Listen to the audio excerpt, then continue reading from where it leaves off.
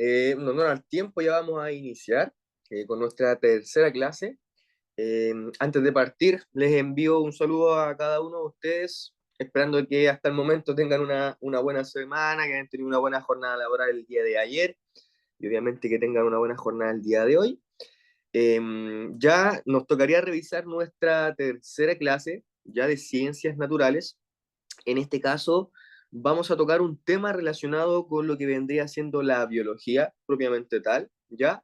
Vamos a hablar sobre el medio ambiente, vamos a conocer el concepto de ecosistema y hablaremos un poquito sobre cómo la acción del ser humano, de la humanidad en general, ha ido modificando o afectando en cierto grado, ¿cierto? Lo que se conoce como el ecosistema, el medio ambiente.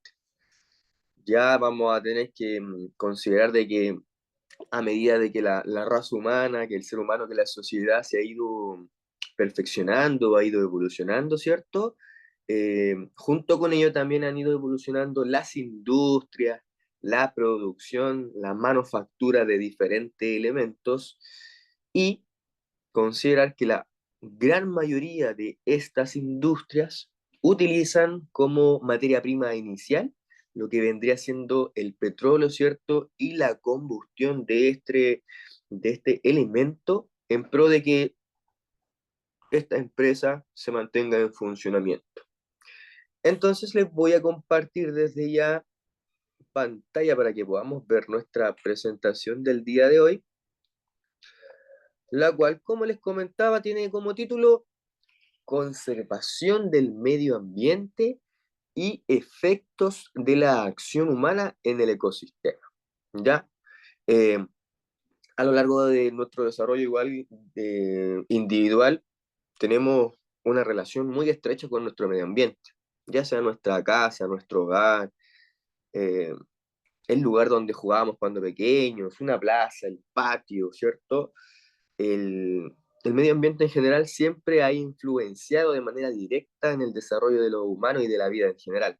¿Ya? Considerar de que si el medio ambiente en el cual nosotros nos vamos a desarrollar se encuentra afectado, sin duda alguna, nuestro desarrollo individual también va a tener cierto grado de alteración. El objetivo de esta clase o el objetivo general de esta unidad de medio ambiente y conservación del medio ambiente es poder predecir o evaluar algunas situaciones relacionadas con la conservación de este medio como tal y también los efectos de la acción humana en la biodiversidad y en el equilibrio de un ecosistema, ¿ya? Todas las acciones humanas sí o sí van a tener una repercusión en nuestro medio ambiente. Si nos vamos a la palabra ecosistema como tal, a grandes rasgos, el ecosistema significa o tiene como significado un medio ambiente, ¿cierto? Un lugar en donde van a convivir seres vivos y seres inertes, formando como tal un territorio en donde el ser humano o los animales pueden vivir. Si nos vamos al significado etimológico, al significado de la palabra como tal, ecosistema viene de lo que vendría siendo el griego, ¿ya? Que se denomina como ecos. Y en palabras muy simples, ecos significa casa, ¿ya? Entonces, desde un inicio, ir ya tomando conciencia de que cuando nosotros hablamos de ecosistema como una palabra muy amplia, también nos vamos a estar refiriendo a nuestra casa como tal, ¿ya? Al lugar donde nosotros vamos a realizar o desarrollar nuestro ciclo vital desde bebé, ¿cierto? Desde pequeño hasta que llega el día de nuestra muerte. Durante todo el paso de esos años, nosotros nos vamos a estar desarrollando y vamos a estar interactuando diariamente, minuto a minuto, con el ecosistema en donde nosotros vamos a estar ubicados o donde nosotros vamos a estar viviendo, básicamente.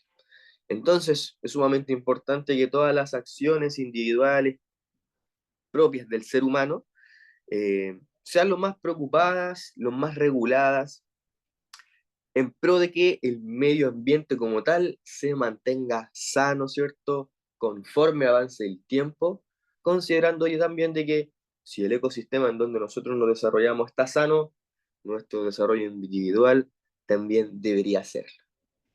Si podemos observar la imagen de acá abajo, en donde encontramos este oso polar, cabe destacar de que el oso polar, su principal hábitat, su principal medio ambiente en donde ellos viven, donde ellos se desarrollan, vendría siendo en territorios gélidos, ¿cierto? De bajas temperaturas, reinados principalmente por el hielo, por el glaciar, por la nieve, ¿ya? Por temperaturas muy bajas, considerando el Polo Norte o el Polo Sur, la Antártida, por ejemplo. Lugares en donde la temperatura es sumamente baja. Ahora sí, estos seres vivos eh, fueron evolucionando, encontrando, ¿cierto?, en su desarrollo individual ciertas características que le permiten y le favorecen que éste pueda ocupar, ¿cierto?, un territorio frío, eh, que se pueda reproducir, ¿cierto?, y que pueda cumplir su ciclo vital en él. Ahora bien, producto del desarrollo de las industrias, de las grandes industrias, las cuales para su funcionamiento utilizan principalmente el diésel, el petróleo, elementos que al combustionarse generan las emanaciones de grandes cantidades de humo, ¿ya? Y principalmente este humo está compuesto por una partícula llamada CO2, ¿ya? Conocida también como monóxido de carbono. Nosotros conocimos en la clase pasada que nuestro sistema respiratorio, cada vez que inhala y exhala aire, está tomando el oxígeno del medio externo del medio ambiente y al mismo tiempo está eliminando el CO2 interno en nuestro cuerpo. CO2 que es sumamente nocivo para el funcionamiento de nuestro corazón, de nuestros riñones, de nuestro pulmón principal. Entonces, a medida que pasaron los años, las industrias fueron evolucionando, fueron haciéndose cada vez más grandes, ¿cierto? Y junto al aumento de su producción, también aumentó la emanación de dióxido de carbono. Esta acumulación del dióxido de carbono en lo que vendría siendo la capa de la atmósfera provocó un efecto denominado como efecto invernadero, ¿ya? Básicamente el efecto invernadero es la acumulación de este gas de monóxido de carbono, de este CO2, dentro de lo que vendría siendo en nuestra atmósfera del planeta Tierra. Al acumularse este humo o este dióxido de carbono en grandes cantidades, lo que se ha producido es que a medida que pasan los años, la temperatura de nuestro planeta ha ido aumentando. Y ese aumento progresivo de la temperatura de nuestro planeta ha afectado directamente medios ambientes como el que ocupa o donde vive nuestro oso polar, ¿cierto? Antártida, afectada por deshielos, derretimiento, aumento de la temperatura, y eso afecta directamente al medio ambiente y obviamente directamente a las especies que viven aquí, el oso polar, los pingüinos, la misma fauna marina, los peces, ¿cierto? Y todas las especies que podamos encontrar en el interior del mar propiamente tal. Entonces, es importante que usted tome en consideración de que, claro, la acción del ser humano sí o sí ha ido afectando el medio ambiente conforme avanza el tiempo. Otro ejemplo tenemos, por ejemplo, los grandes basurales que existen en ciertas partes de nuestro planeta. Por ejemplo, en Chile, si no ir más lejos, en el norte de Chile, en un lugar del desierto de Atacama, hay un lugar en donde está lleno de basura de ropa, principalmente de ropa. Ropa que no fue vendida, que no fue reciclada y que terminó siendo abandonada en este lugar, afectando de gran manera a la flora y la fauna presente en ese lugar. Cuando nosotros hablamos del medio ambiente, es importante que usted conozca la diferencia de estos tres conceptos. El primero o el más fundamental, ecosistema, ¿cierto? El ecosistema es un complejo dinámico de vegetales, animales y microorganismos y el medio no viviente que interactúa como una unidad funcional. Entonces hablamos de los seres vivos, y el medio no viviente que van a interactuar formando un ecosistema. Por otro lado, tenemos el concepto de biodiversidad. Cuando nosotros hablamos de biodiversidad, hablamos de la gran diversidad de especies vegetales y animales que viven sobre la Tierra. ¿Ya? Diversidad de lo biológico, de los seres vivos. Biodiversidad, básicamente. Y por último, ecología. Ya la ecología es una rama o una parte de la biología que se dedica a estudiar la relación que tienen los seres vivos entre sí, ¿ya? Considerando que cada ser vivo forma interrelaciones con sus mismas razas y con el medio ambiente en donde ellos se desarrollan. Por ejemplo, un pajarito se relaciona con su medio ambiente identificando el lugar preciso, por ejemplo, para armar un nido, para depositar sus huevos, ¿cierto? Y para tratar o favorecer de que sus bebés, estos pajaritos pequeños, puedan desarrollarse y cumplir su ciclo vital propiamente tal. Entonces, la relación entre el medio no viviente y el ser vivo que vendría siendo este pajarito es sumamente estrecha.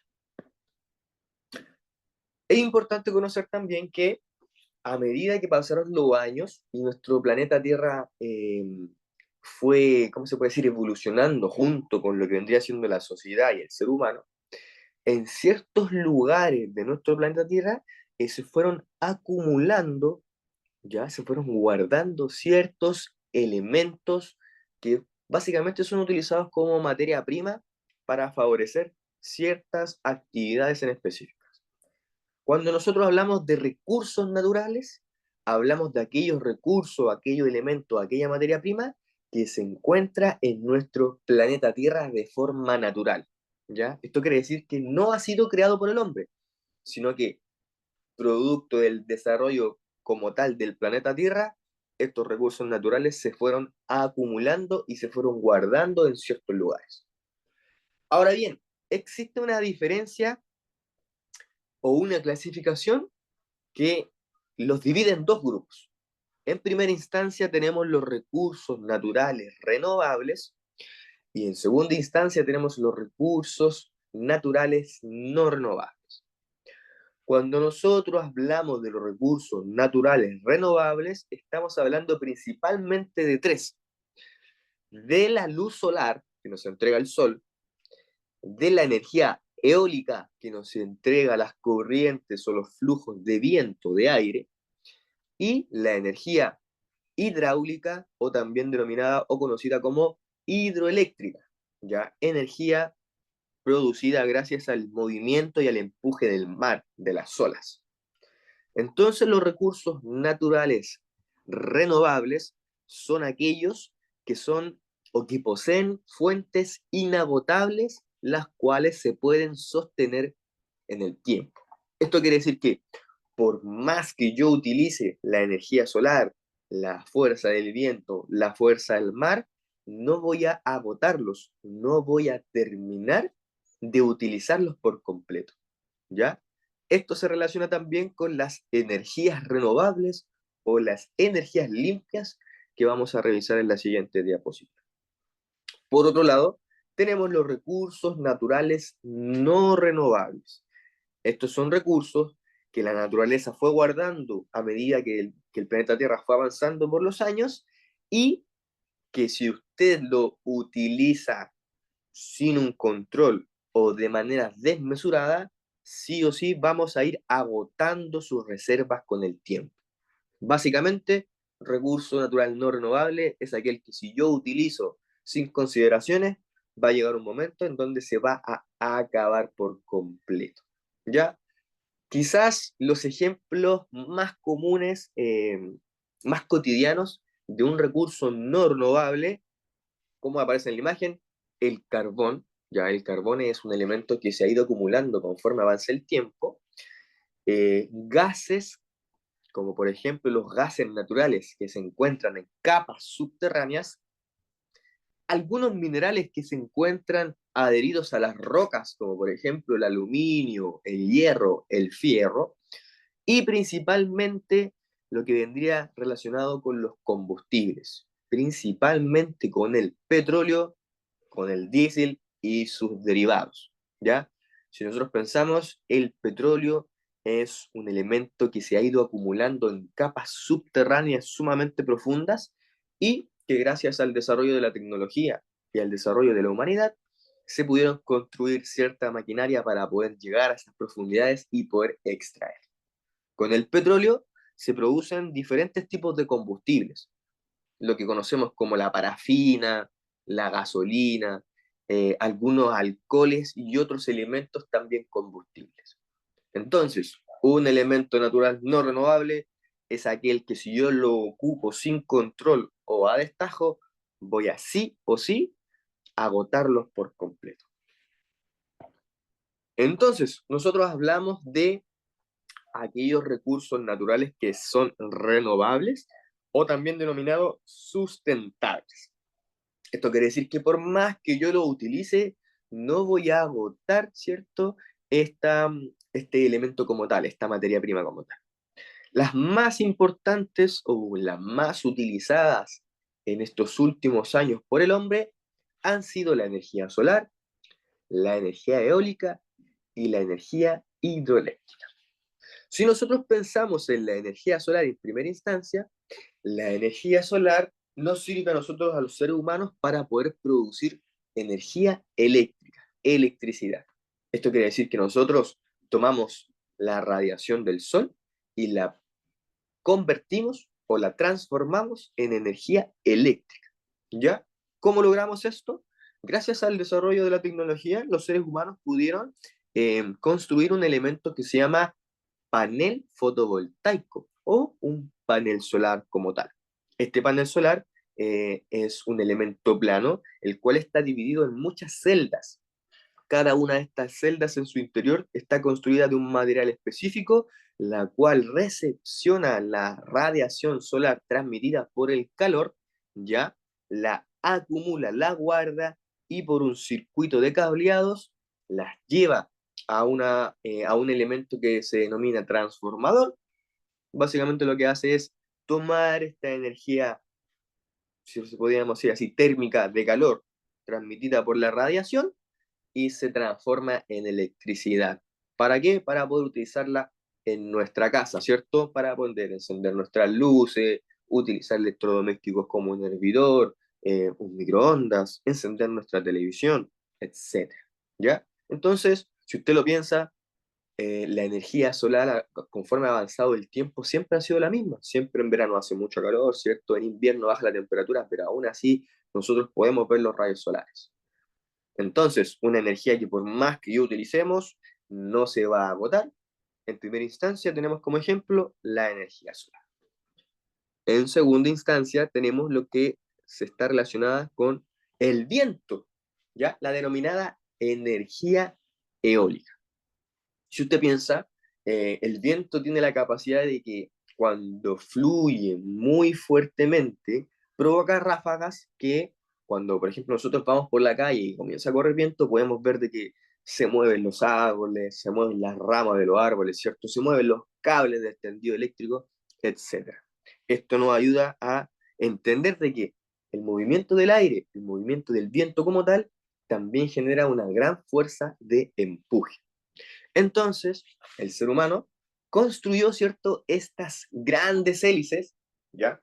Que nosotros nos podemos encontrar, por ejemplo, en el sur de nuestro Chile, en la región de Coyhaique, existe uno de los parques eólicos más grandes de Latinoamérica, de América en general, en donde, contemplando que en el sur, principalmente en Coyhaique, existen ráfagas de viento sumamente altas, en la construcción y, ¿cómo se puede decir?, implantación de estas hélices en un lugar determinado va a favorecer de que cuando el viento choque con estas hélices, provoque que éstas comiencen a girar y a girar y a girar continuamente conforme las ráfagas del viento van chocando con este material. Si usted piensa, la hélice va a estar girando y en la parte central de esta hélice nosotros encontramos un motor, el motor el cual comienza a girar y comienza a producir energía eléctrica, la cual viaja hacia el subsuelo, ¿cierto? Donde hay una red sumamente grande de conexiones eléctricas, de cableado eléctrico, en donde se guarda esta energía para posteriormente, al igual que la energía solar, utilizarla como electricidad.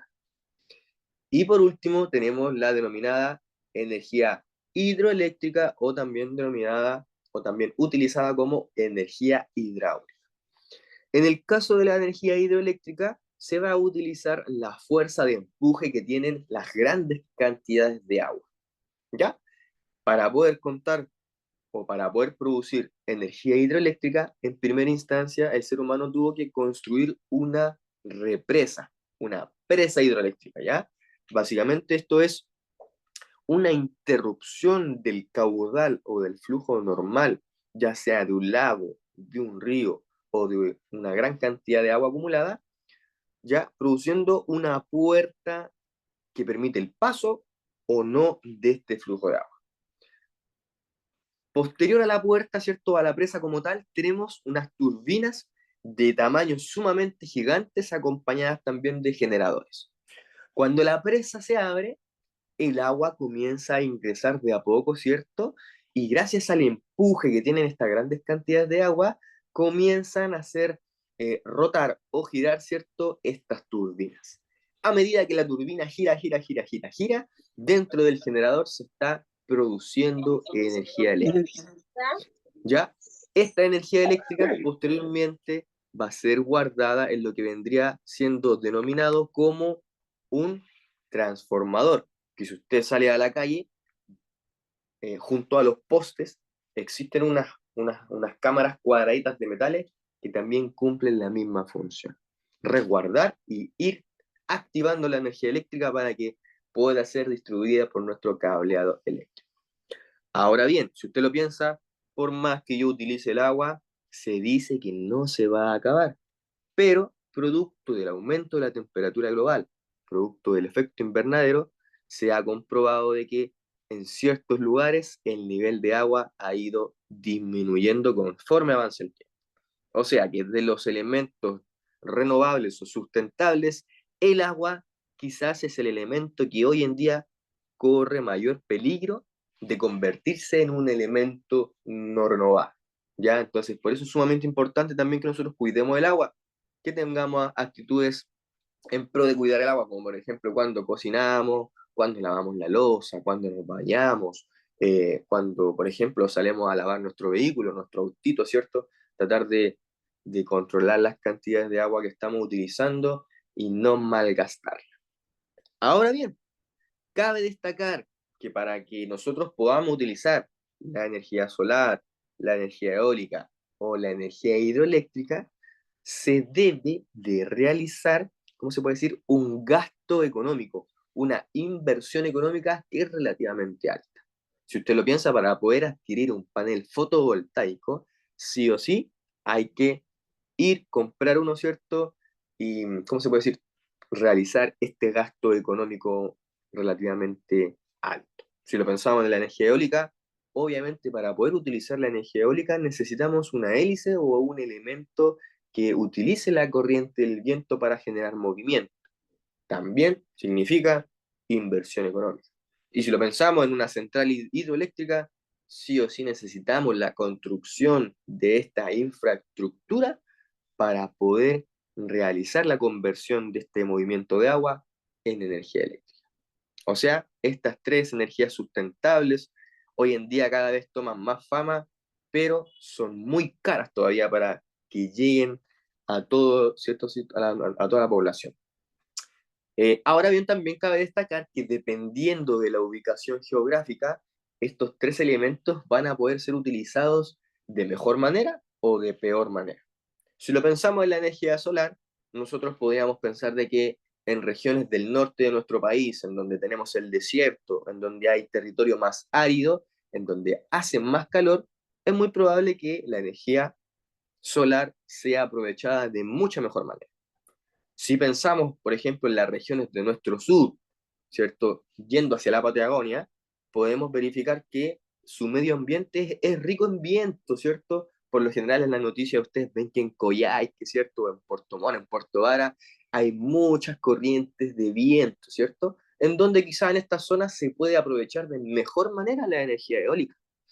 Y si pensamos en la energía hidroeléctrica, esta siempre va a ser aprovechada de mejor manera en donde nosotros tengamos grandes cantidades de agua, presencia de río, presencia de lagos, presencia de grandes movimientos de agua como tal. Por ejemplo, las personas que vivimos en Santiago, cuando pasamos, por ejemplo, por el río Mapocho, principalmente a la altura de donde está el parque forestal, Vivaceta, ¿cierto? Manuel Rodríguez por ahí, eh, usted se va a encontrar con una planta de chilectra, ¿ya? En donde ellos lo que hacen es utilizar el flujo de lo que vendría siendo el movimiento del agua del, del flujo del río Mapocho como tal, para poder producir energía eléctrica. Y si usted se da cuenta, cada vez que llueve torrencialmente, se nos corta la luz. ¿Y por qué se nos corta la luz? ¿Por qué? Porque estas centrales hidroeléctricas para producir electricidad necesitan agua limpia, ¿ya? Y si nosotros pensamos, por ejemplo, cuando llueve mucho, por lo general los torrentes de los ríos, de los lagos en general, se vuelven muy sucios por ramas, por troncos, por rocas, por todo el material, eh, todo el sedimento que se va movilizando. Entonces, si cualquiera de estas ramas, troncos o rocas ingresa en lo que vendría siendo nuestra presa, ingresa en estas turbinas, se genera la destrucción de este mecanismo. Entonces, cuando el agua se vuelve muy turbia, muy sucia, ¿qué es lo que se hace en modo de prevención? Se cierran las plantas hidroeléctricas y se corta la luz en pro de que la cantidad de electricidad que ha sido acumulada hasta entonces pueda ser utilizada de mejor manera. Básicamente, el corte de luz se produce o por una alteración de los cableados en general o por un mecanismo de prevención.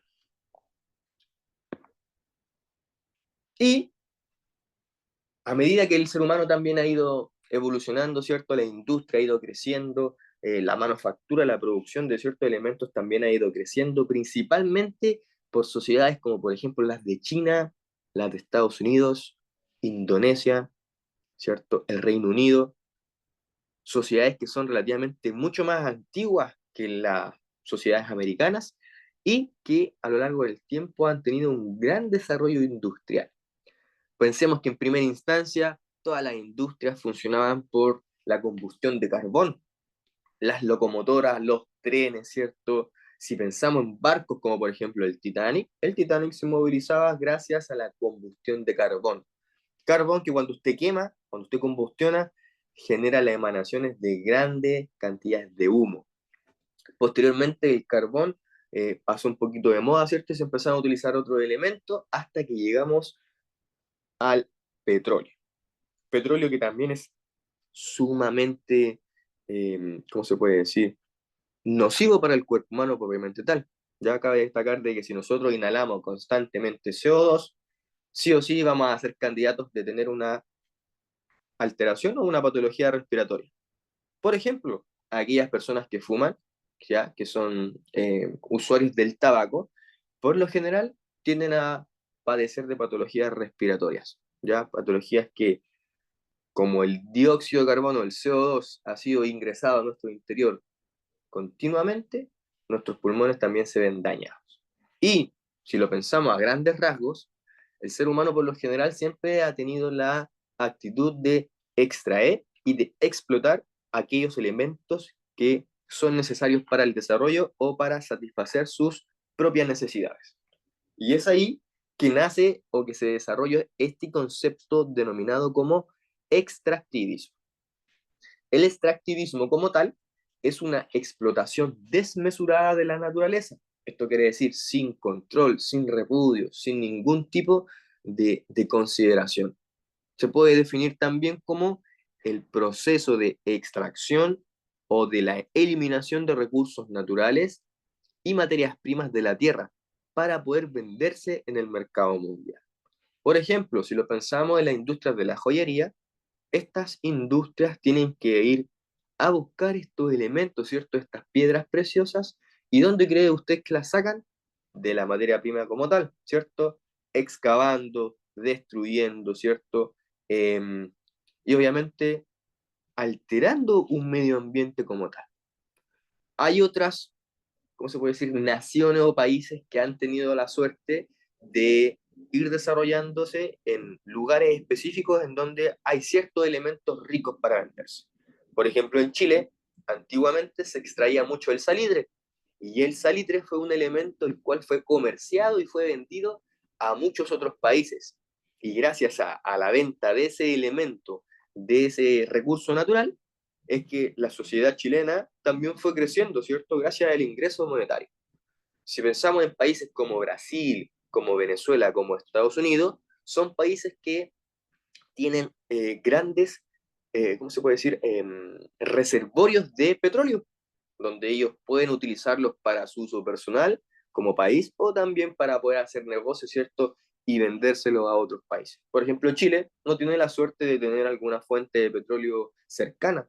Por lo tanto, le compramos principalmente a Brasil. Es por eso que también en Chile últimamente han llegado muchas bencineras brasileñas, como por ejemplo Aramco, Petrobras, ya relacionadas con la relación económica entre estos dos países.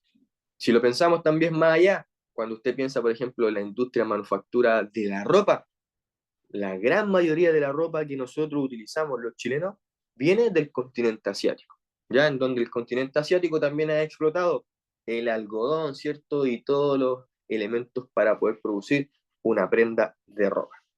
Ahora, la consecuencia de la extracción excesiva de estos elementos, como lo comentaba recién, son las dependencias económicas y políticas de aquellos países compradores.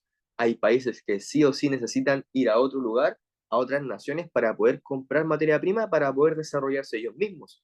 Y obviamente, si un país está vendiendo un elemento y lo está extrayendo de manera desmesurada, va a producir un impacto ambiental irreversible, ¿cierto? Cuando nosotros ya generamos un impacto en el medio ambiente, ya por lo general es de manera irreversible y vamos a afectar a la flora, a la fauna y ya al ambiente propiamente tal. Algunos ejemplos, como el que hablamos en la primera diapositiva, destrucción de glaciares, ¿cierto? Eh, los deshielos, el derretimiento de lo que vendría siendo la nieve de los glaciares de la Antártida, producto del aumento de la temperatura global, ríos destruidos, lagos destruidos producto de la implantación, de la construcción de las centrales hidroeléctricas, considerando de que al construir una estructura de tamaño, inmensidad, de gran tamaño, sí o sí vamos a estar alterando el medio ambiente y toda la vida que se encontraba en ese lugar, peces, algas, mamíferos, etcétera. Y obviamente la contaminación que siempre va de la mano del desarrollo del ser humano y de la humanidad, porque para el ser humano poder satisfacer sus necesidades, la contaminación siempre está relacionada. Si lo pensamos, hoy en día, todos, la gran mayoría de los seres humanos tenemos un vehículo que funciona, ¿cierto?, a gasolina, a petróleo o a gasolina diésel, y que sí o sí va a estar emanando cierto porcentaje de gases al medio ambiente. Quizás nosotros no lo podemos observar con nuestro ojo, pero sí o sí eso está sucediendo. Si pensamos, por ejemplo, en la comida rápida, hoy en día quizás se nos hace difícil por nuestra vida, que siempre en movimiento, siempre trabajando, ¿cierto? Y la comida rápida quizás es una salida, es una ayuda para poder alimentarnos de manera rápida, ¿cierto? Pero, si usted lo piensa, la cantidad de basura que se produce gracias a esta alimentación. Por ejemplo, vamos al McDonald's, nos comemos una hamburguesita, ¿cierto? Esta hamburguesa viene en una caja de cartón, las papas fritas vienen en una bolsa, la bebida viene en en un vasito, con una bombilla, ¿cierto? Nos gusta el ketchup, nos gusta la mostaza. Tenemos un sachet plástico, el cual utilizamos una vez y lo botamos a la basura. Entonces eso también va generando alta contaminación. Entonces el llamado es a tener conciencia, a tener algunas actitudes como por ejemplo la renovación de algunos elementos, poder, ¿cómo se puede decir?, reciclar también aquellos elementos que podemos reciclar, como el papel, el cartón, el plástico, el vidrio, elementos, materias primas que pueden ser utilizadas en segunda o en tercera instancia y alargar su ciclo vital, ¿cierto?, para no contribuir en la contaminación del medio ambiente. Entonces, como lo hablamos en el principio, el ecosistema Es una palabra bien amplia que hace referencia al hogar, a nuestra casa, y que consta de la relación entre los seres vivos y lo no viviente, ¿cierto? El medio ambiente como tal. Entonces, de la palabra ecosistema se desprenden dos conceptos. El primero denominado biocenosis, que hace referencia a la parte ecológica, y el concepto de biotopo, que hace referencia al sistema, al medio ambiente. Si pensamos en la biocenosis en primera instancia, vamos a estar hablando de la parte biótica, de la parte biológica, de la parte que tiene vida del ecosistema. Y va a estar constituida por el conjunto de poblaciones de seres vivos y sus relaciones biológicas, ¿cierto? Ahí en la imagen podemos rescatar seres vivos como plantas, animales. Y si hablamos de animales, vamos a hablar desde los microorganismos, insectos, pájaros, aves, mamíferos, hasta el animal más desarrollado que vendría siendo el ser humano. Considerando de que cada una de estas especies tiene relaciones bióticas entre cada una de sus relaciones, ¿cierto? O sea, si usted lo ve en la fauna o en la selva, un león se va a reproducir, ¿cierto? Para aumentar la manada, un pájaro también se va a reproducir para aumentar, ¿cierto? ¿Cómo se dice? Su herencia. Cada una de estas especies tiene una relación. Y si usted lo piensa, estos elementos va a llegar un momento en que también tienen que alimentarse, generándose otra relación también que vamos a conocer en una diapositiva más adelante. Entonces, ecosistema, biocinosis, elementos vivos, biotopo, elementos no vivientes, dentro, entre comillas, no vivientes. Biocenosis, seres vivos, plantas, animales, microorganismos, insectos, todo lo que usted se pueda imaginar y las relaciones que existen entre ellas. Y si pensamos en el biotopo, hablamos de el elemento no viviente, si lo pudiésemos decir así entre paréntesis. La parte del ecosistema que está constituida por el medio, el sustrato y los factores ambientales. ¿Ya? O sea, todo va a depender de la temperatura, si hace mucho calor, como en el desierto, si hace mucho frío, como en la Antártida, si existe energía solar a grandes rasgos, como por ejemplo en la sabana, o quizá un poquito más disminuido, como por ejemplo en la Amazonas. Si hay muchas precipitaciones en el sur de Chile, en la Amazonía, en la selva, o si existe mucho viento, como por ejemplo en continentes como por ejemplo América del Norte. Es muy conocido que en países como Estados Unidos todos los años se hacen presentes los huracanes, ¿cierto?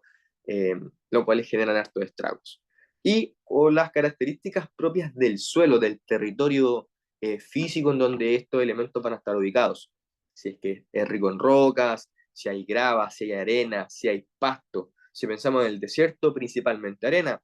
Si pensamos en la Antártida, principalmente hielo, nieve, ¿cierto? Si pensamos en la selva, vamos a encontrar una mezcla entre todos.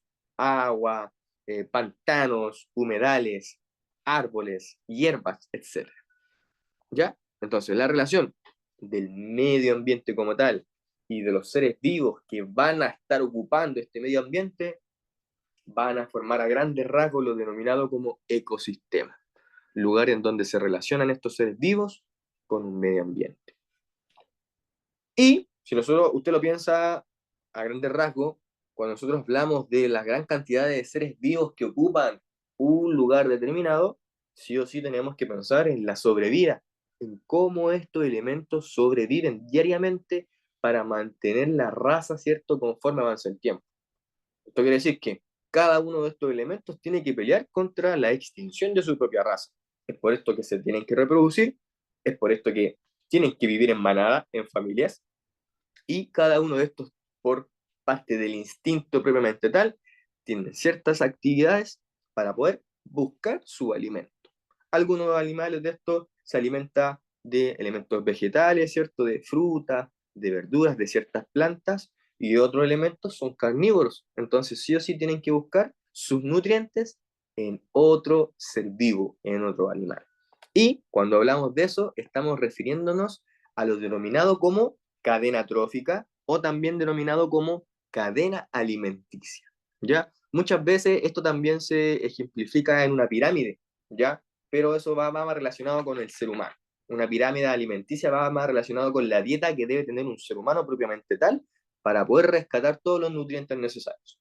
En este caso, haciendo el análisis de la fauna y de la vida silvestre, vamos a estar hablando de una cadena alimenticia o de una cadena trófica, ¿ya?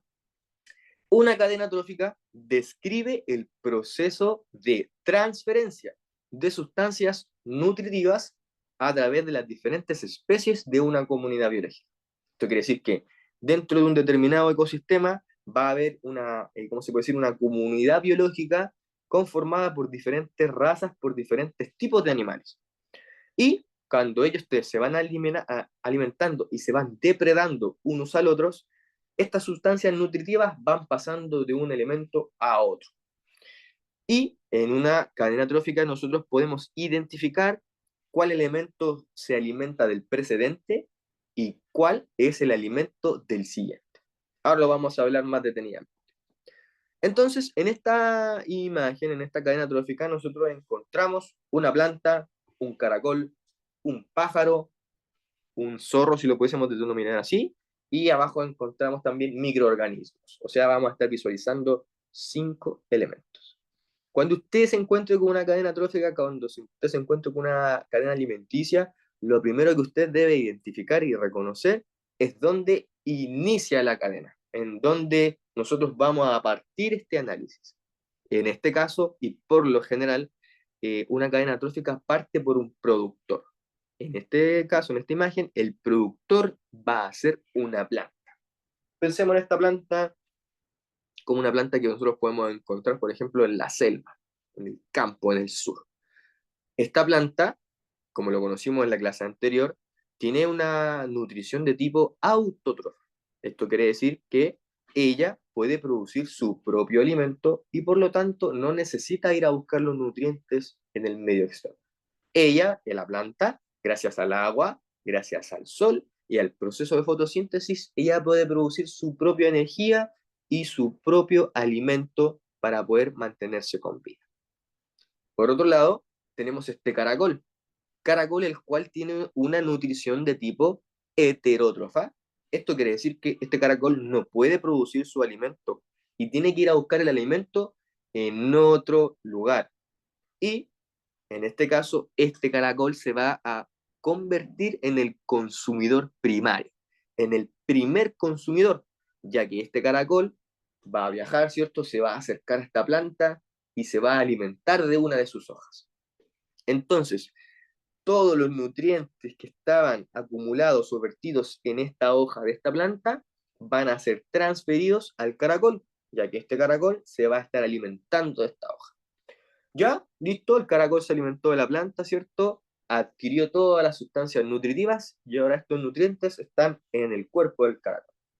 El caracol sigue su vida, ¿cierto? Y continúa su camino. Y en ese instante aparece nuestro consumidor secundario, el segundo consumidor que vendría siendo un pajarito. Puede ser un ave, un loro, una paloma, un águila. Ave que se tiene que alimentar. ¿Y de qué se va a alimentar? Precisamente de este caracol. Entonces el ave va, ataca al caracol, ¿cierto? Lo depreda, se alimenta de este caracol y en ese mismo instante los nutrientes que el caracol rescató de la planta y que ahora son nutrientes de él, va a estar transfiriéndoselos al pájaro, ¿cierto? El pájaro también necesita alimentarse, rescatando los nutrientes del caracol. Listo, perfecto.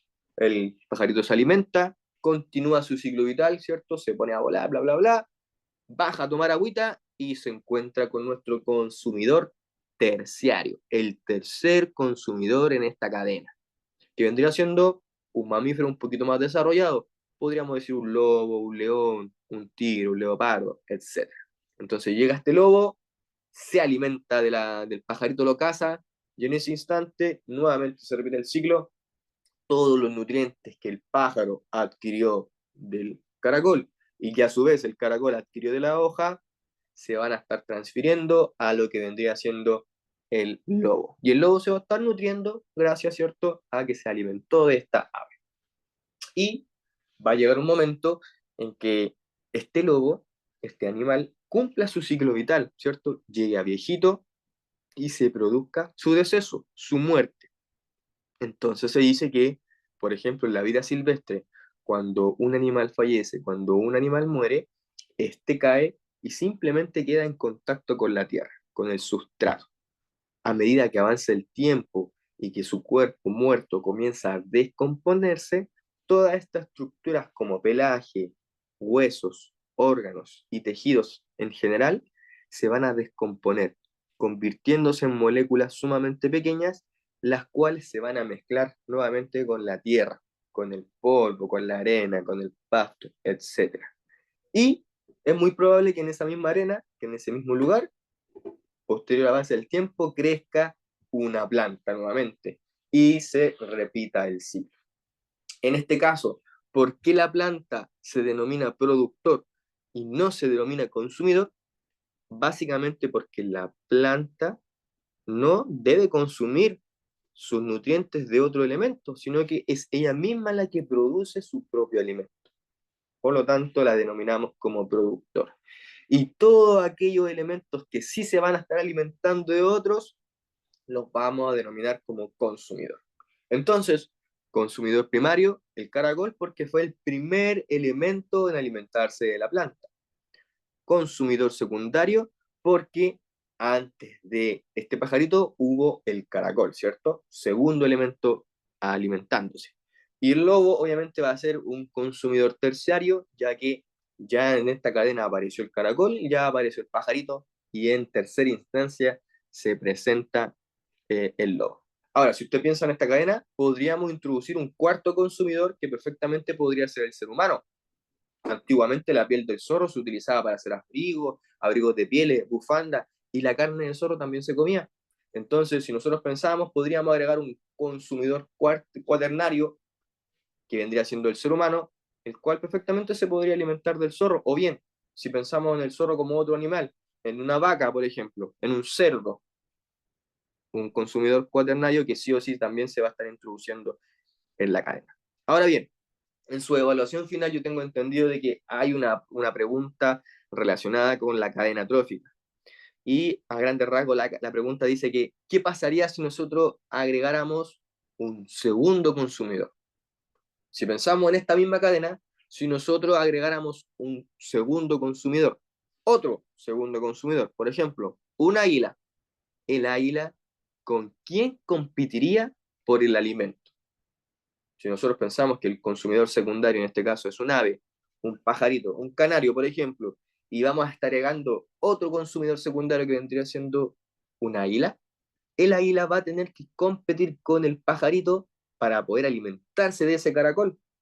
Y ahí también se generan las relaciones, ¿cómo se puede decir?, interpersonales en cada una de estas razas. Cada uno de los animales tiene que competir con con un ser vivo directamente o relacionado con él por su alimento. Si pensamos en el caracol para poder alimentarse de la planta va a tener que competir, por ejemplo, con una mariposa, con un escarabajo, por una hormiga, otros seres vivos que van a estar compitiendo por el mismo alimento que vendría siendo una planta. Si pensamos en el pajarito, para poder comerse este caracol, va a estar compitiendo con otros tipos de aves, un canario, un águila, un aguilucho, etc. Si pensamos en el zorro también va a tener que estar compitiendo con otros organismos similares a él para poder alimentarse de esta ave. Un perro, un zorro, un lobo, un león, un guepardo, etcétera. ¿Ya? Pero también es importante de que cuando estos animales cumplen su ciclo vital, llegan a la muerte, su deceso, su materia prima se descompone, su tejido entra en descomposición, llegando a moléculas tan pequeñas las cuales se van a mezclar con la tierra, con el sustrato, y conforme avance el tiempo se va a repetir el ciclo. ¿Ya? Entonces es importante de que usted considere de que las actividades del ser humano van a estar afectando directamente al ecosistema, y el ecosistema también está formado por la interrelación de los seres vivos. Seres vivos que independientemente del desarrollo o la evolución que tengan, cada uno de estos cumple un rol fundamental para que el ecosistema se mantenga con vida, se mantenga sanito y se mantenga en buen estado. Aunque hoy en día, por ejemplo, en esta época del año, aquí en Chile existen muchos incendios forestales. Y si usted lo piensa, en un incendio no solamente se queman los árboles, no solamente se queman las flores, el pasto, la maleza, sino que también consigo mueren todos los seres vivos que vivían o que habitaban en ese lugar. Aves, insectos, organismos, microorganismos en general. Y obviamente el ser humano también se ve afectado, considerando de que los árboles, los bosques son una gran o una alta producción de oxígeno, oxígeno que es fundamental también para el ser humano. Y también, si usted lo piensa, la combustión de todos estos elementos también produce la emanación de CO2, molécula sumamente importante y nociva para nosotros. ¿Ya? Entonces, dentro de la última diapositiva encontramos estas preguntas que las va a encontrar también en su libro, que si se la encuentra la invito a responder. La próxima semana vamos a hablar de química principalmente y debo destacar aquí que los conceptos que nosotros vimos el día de hoy, usted los va a encontrar en su manual de estudio, en el manual de estudio de ciencias naturales, desde la página 160 hasta la página 167. Ya son 7 páginas aprox en donde usted se va a encontrar este contenido en su manual. ¿Ya? Yo ahora nuevamente les voy a compartir mi número telefónico en el chat de la conversación para que en cualquier momento, si surge alguna duda, usted me pregunte, yo no tengo ningún problema en responderle, sea el día que sea, si es fin de semana, da lo mismo, yo le respondo igual. Así generamos un, ¿cómo se puede decir? Una conversación, un flujo de información mucho más rápido. ¿Ya? Como les comentaba también, voy a escribir aquí el número de las páginas en donde va a encontrar lo que vimos hoy día, 728, para que también así se le haga más fácil poder visualizar. Ahora bien, si usted tiene dificultades para estar leyendo, se le hace difícil leer el manual, buscar la información, mándeme un mensajito al WhatsApp, yo le puedo compartir cápsulas de YouTube, videos, elementos audiovisuales, que quizás para usted se le va a hacer mucho más fácil poder eh, adherirse al estudio, poder entender los conceptos, ¿ya? Pero para su tranquilidad, yo también se lo comento nuevamente, cuando lleguemos al final de este ciclo vamos a hacer un resumen, cosa de que todos los conceptos queden sumamente claros, ¿ya?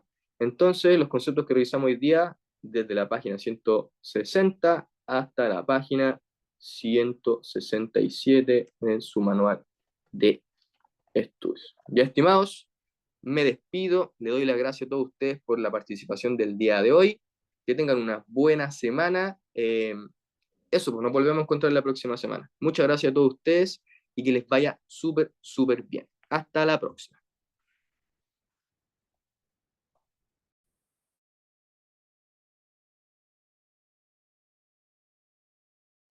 Gracias a usted, profe. Hola chiquillas, chiquillos, ¿cómo están? Por acá la profesora de historia.